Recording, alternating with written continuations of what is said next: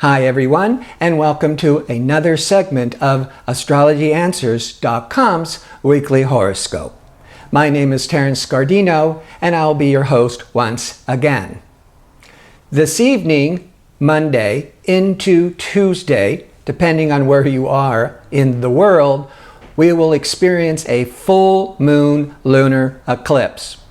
A regular full moon brings emotional matters to a head, but a full moon lunar eclipse, which only happens about twice a year, will be that much more intense and will expose anything that has been hidden or secret, and it can indicate the completion of something.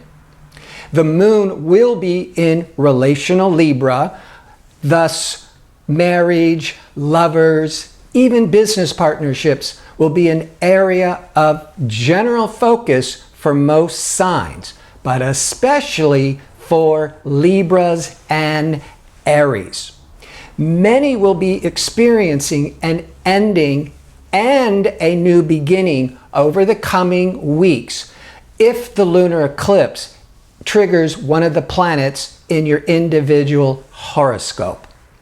Now, talkative Mercury will be in impulsive Aries and will be triggering expansive Jupiter, liberating Uranus, and powerful Pluto and heated Mars the first few days of this week. And with the effects of the eclipse, many will have to make sudden and unexpected decisions. And intense conversations or disagreements are also a possibility. So it would be wise to think before speaking, as you could regret your words later on.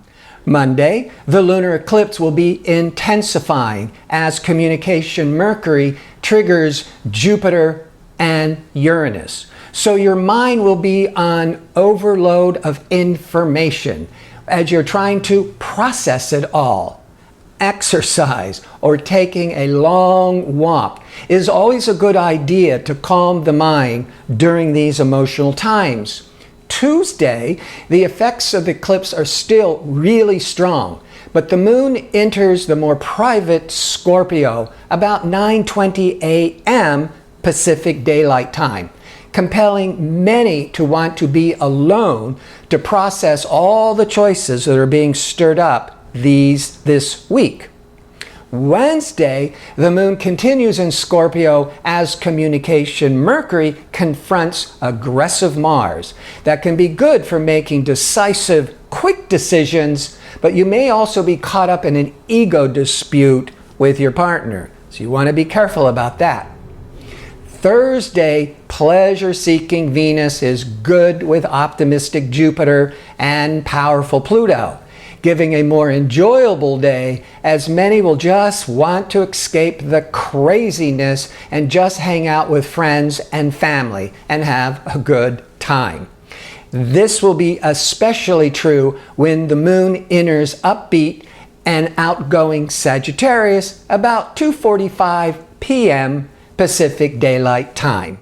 Friday, the moon continues in optimistic Sagittarius, actually making some very good contacts with other planets, helping to give a good night to begin the weekend.